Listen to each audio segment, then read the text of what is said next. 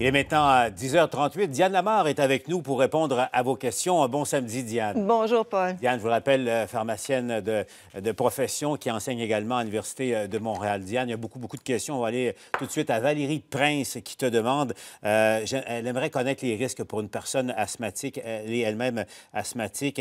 Ce virus-là, évidemment, attaque spécialement les voies respiratoires. Donc, elle dit, je suis à la maison depuis le 16 mars, lundi dernier. Je me sens au risque. Qu'est-ce que je devrais faire de plus?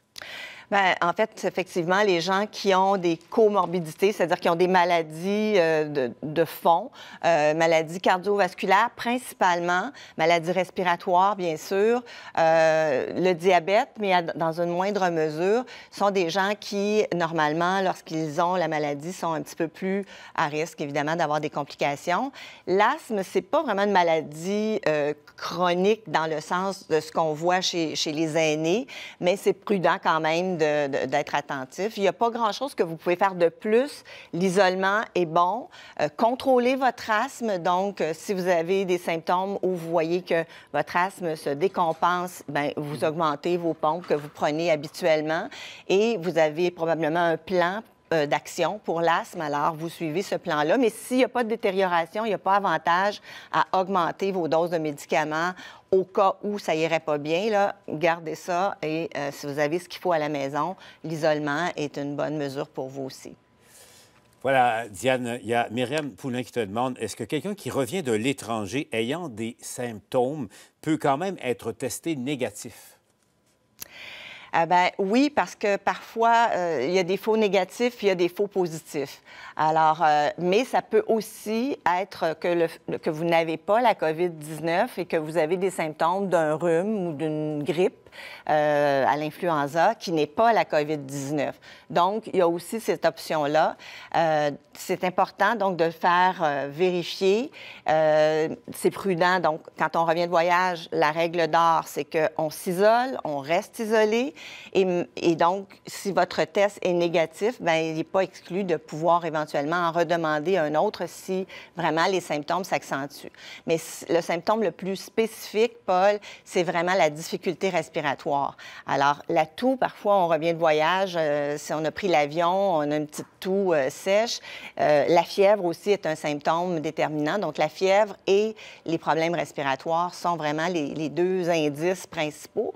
Ce qu'on a appris hier dans une étude, Paul, du côté gastro-entérologie, c'est qu'il y a aussi des gens qui ont de légers symptômes de diarrhée associés à la COVID-19.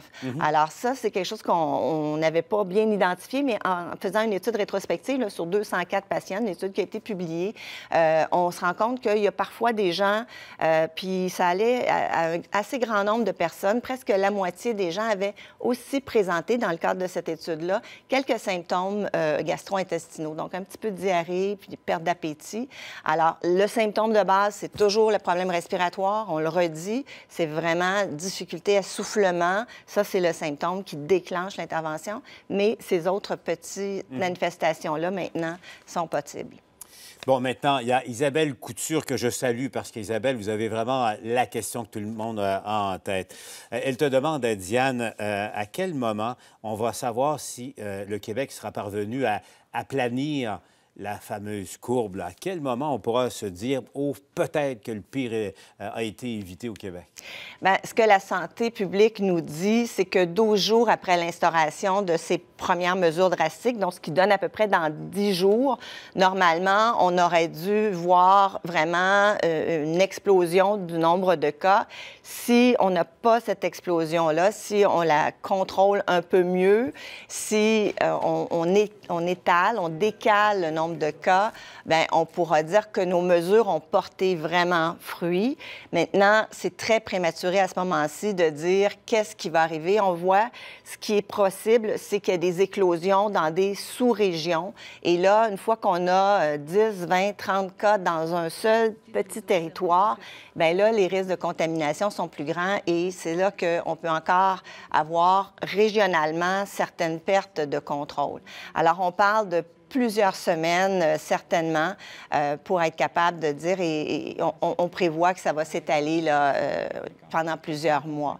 Mais c'est prématuré à ce moment-ci de savoir exactement quand, mais ce qui est sûr, c'est tout ce qu'on fait aujourd'hui va nous rapporter demain, après-demain, dans les semaines et dans les mois qui viennent. Alors, il ne faut pas vraiment baisser la garde. Il faut continuer à être très, très vigilant. Ce sont les moments stratégiques où on va avoir un impact dans quelques semaines et où on va se féliciter d'avoir été rigoureux. Donc je me trompe pas, Diane, je t'écoute. Et c'est un moment critique là, au Québec en ce moment. Absolument. C'est maintenant qu'il faut empêcher. Vous savez, si on était capable de s'imaginer, là, de se mettre un bras de distance tout le tour de nous et de faire attention comme ça pendant les 10-15 jours là, qui s'en viennent, on réussirait à faire en sorte que le virus ne puisse pas se propager de façon importante. Et donc, on améliorerait énormément notre pronostic, je vous dirais, parce que là, c'est comme si on avait une maladie, mais une maladie de la population. C'est plus une maladie individuelle, c'est une maladie d'un groupe. Et donc, si chacun, on fait attention aujourd'hui, bien, tout le monde va en profiter dans 2 semaines, dans 3 semaines, dans 1 mois. Ah, c'est bon, hein? On se serre les coudes en gardant un bras de distance. Quand même. Diane, il y a Daniel Harvey qui te pose une question. Madame Harvey habite le Saguenay-Lac-Saint-Jean et je trouve sa question pertinente. Est-ce que la question, parce que Donald Trump, le président, à un moment donné, on s'en rappellera, a dit, là, il ne faut pas s'inquiéter, la chaleur s'en vient et le virus va mourir de lui-même. Je te vois réagir, Diane. Daniel Harvey te demande, est-ce que la température, le climat joue un rôle, selon qu'on peut constater dans l'évolution de la COVID-19? Est-ce que, par exemple, le fait qu'il fait froid au Saguenay-Lac-Saint-Jean, est-ce que ça a un impact là, sur le niveau de transmission? Oui, bien, c'est une inconnue actuellement parce que il y a des virus, effectivement. On connaît le fait que l'influenza, par exemple, on en a beaucoup moins l'été. Ce type de coronavirus-là, la COVID-19, on ne sait pas encore comment elle va réagir en fonction de la température. Historiquement, parce qu'il y a moins de contacts étroits en été dans les épidémies qu'on a eues jusqu'à maintenant, en général, ça diminue un peu durant l'été, mais on ne peut pas dire actuellement que la chaleur est une garantie que la COVID-19 ne se propage pas parce qu'on en a en Afrique, on en a en Amérique du Sud, on en a dans différents pays chauds, on en a dans les Caraïbes. Donc, on ne peut pas prétendre actuellement que le temps chaud va vraiment annuler ou interrompre la propagation.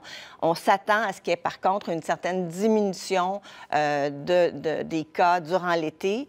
Si on se remémore la grippe espagnole, bien, on se souviendra quand on lit là-dessus qu'il y a eu malheureusement une diminution à l'été, mais qu'il y avait eu une recrudescence à l'automne. Alors, il faudra continuer à écouter très attentivement les mesures de la santé publique qui nous seront données. Mais actuellement, on n'a pas de certitude que le temps chaud va tout radier.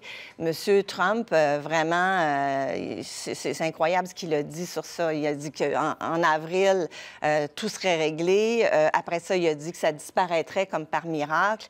Il n'y a que lui, là, actuellement, qui tient ce genre de discours-là. Malheureusement, il est écouté, mais c'est faux. Et tout ce qu'il avance, les scientifiques lui donnent tort et le virus le provoque. Alors, il a peut-être trouvé son vis-à-vis, là, mais c'est malheureux parce que sa population en paie le prix. Et au Québec, il faut écouter vraiment notre santé publique à nous et être très vigilant. Alors, vous n'hésitez pas, vous nous écrivez. Vous avez d'autres questions pour Diane qui reste avec nous là, toute la journée. Merci, Diane. À tout de suite.